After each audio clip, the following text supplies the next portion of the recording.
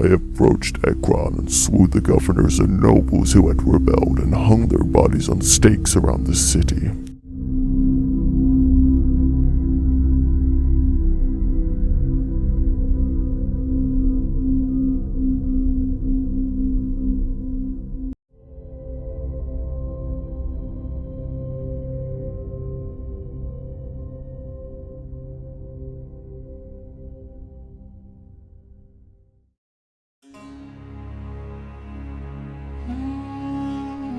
During the rise of the Assyrian Empire, many of the neighboring civilizations suffered. The Assyrian army was unprecedentedly cruel, and their punitive measures were nothing short of horrifying. The conquered nations suffered humiliation, torture, death, and were forced to pay great tributes to Assyria. Worse still, the fortune of the locals was in the hands of a callous king that would often uproot a people from their land and force them into exile. Such was the destiny of 10 of the 12 tribes of Israel. When the gruesome Assyrian army invaded northern Israel, many were deported. An attempt to overthrow the Assyrian yoke in 725 BC led to the siege and capture of the capital Samaria, until finally Sargon II carried some 27,000 people out of the kingdom of northern Israel to break the spirit and erase the identity of the 10 now lost tribes of Israel. 2 remaining tribes, Benjamin and Judah, resided in the kingdom of Judah in the south, with Jerusalem as the capital. Jerusalem, the chosen city, the heart of Jewry. 701 BC. Hezekiah, king of Judea, had refused to pay tribute to Assyria. Sargon's dreadful son, Sennacherib, is on his way to suppress the revolting states. Sennacherib's reputation precedes him. He is brutal, cold-blooded, and makes an example of the revolters.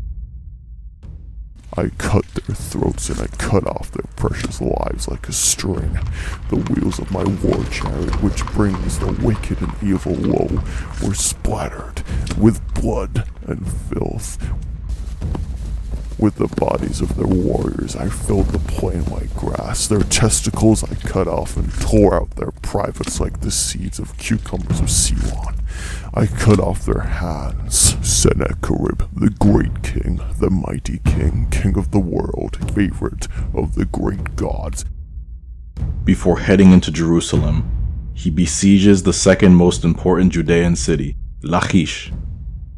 Once the siege engines destroy the thick city wall, sheer terror ensues.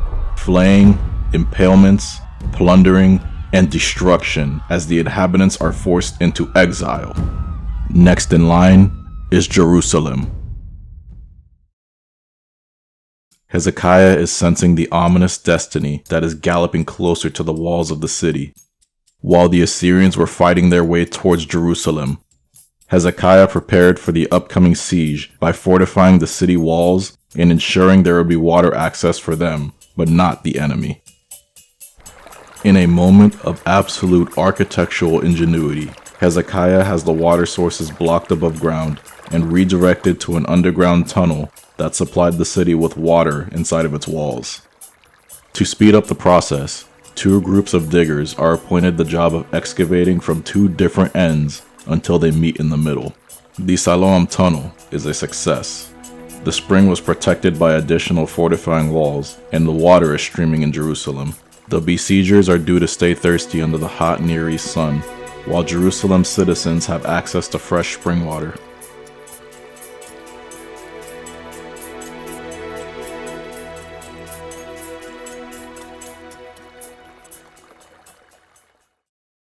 The Assyrian arsenal of intimidation tactics expanded from physical to psychological violence.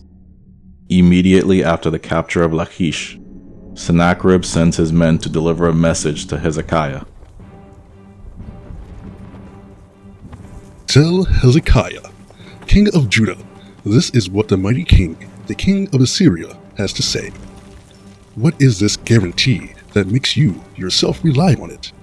Do you really think that guarantees alone can withstand strategy and military strength? On whom are you now depending that you're rebelling against me? Take note, you're relying on Egypt, that splintering reed of the staff, which pierces the palm of anyone who leans on it. This is what Pharaoh, king of Egypt, is like to everybody who depends on him. But if you all say to me, we are depending on the Lord, our God, isn't he the one whose high places and altars Hezekiah removed, while he kept on telling Judah and Jerusalem, you are to worship in front of this altar in Jerusalem?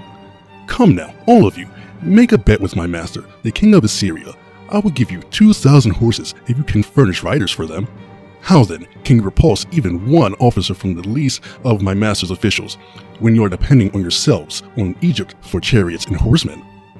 One other thing. Have I really marched against this country to destroy it apart from the Lord's direction? The Lord himself ordered me, march against this country to destroy it.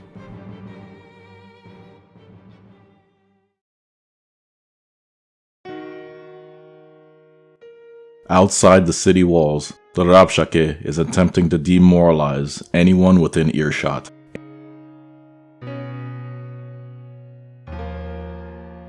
And at the epicenter of his verbal attack is the faith of the people, what gives them hope and reason to persevere. Sennacherib's messenger knows how to employ anti-Judaism as a weapon to dishearten the Jews, and although he is asked to speak in Aramaic, he continues his speech in fluent Hebrew to ensure maximum impact.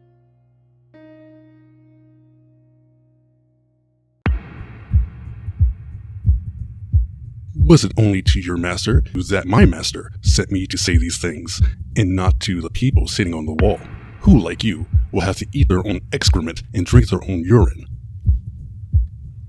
Hear the words of the great king, the king of Assyria. This is what the king says. Do not let Hezekiah deceive you. He cannot deliver you. Do not let Hezekiah persuade you to trust in the Lord when he says, the Lord will surely deliver us. This city will not be given into the hand of the king of Assyria. Do not listen to Hezekiah. This is what the king of Assyria says. Make peace with me and come out to me. Then each of you will eat fruit from your own vine and fig tree and drink water from your own cistern until I come and take you to a land like your own, a land of grain and new wine, a land of bread and vineyards. Do not let Hezekiah mislead you when he says, the Lord will deliver us. Have the gods of any nations ever delivered their lands from the hand of the king of Assyria?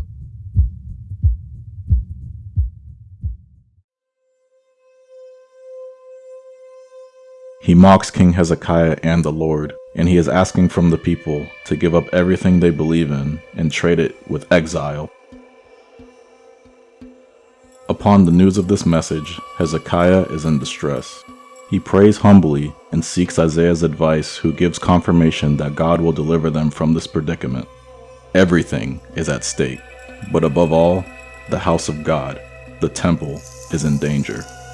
The Assyrians would surely desecrate it as another form of psycho-spiritual punishment for not surrendering.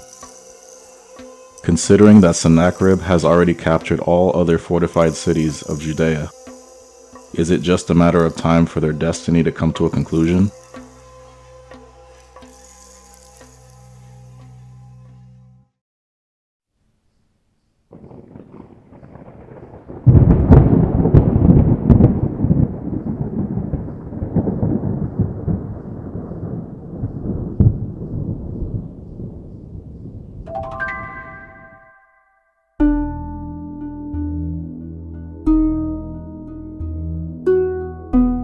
According to the Bible, an angel of the Lord went out and struck down 185,000 in the Assyrian camp, and the following morning they were all dead corpses.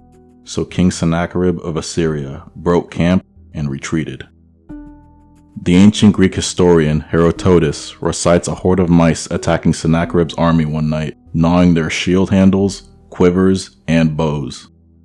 Even though the two recounts aren't matching, there is a third one, that of Sennacherib.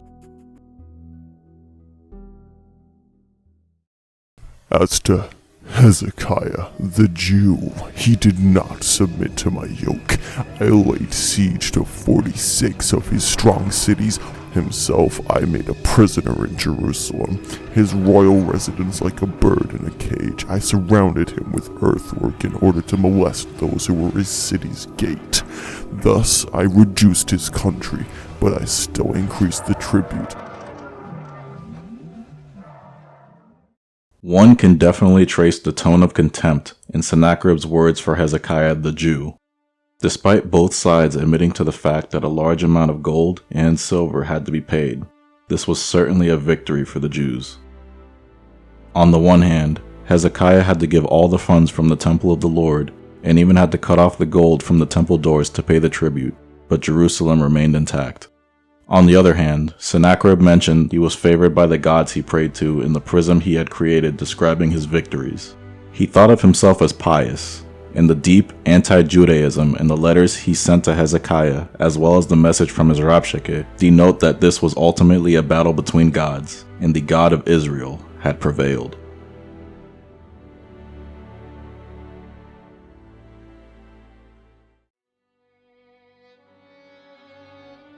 Assyrians were not the last ones that aimed directly at the God of Israel and the Jews. There was another civilization that attempted their extinction. Follow history's footsteps in part 2.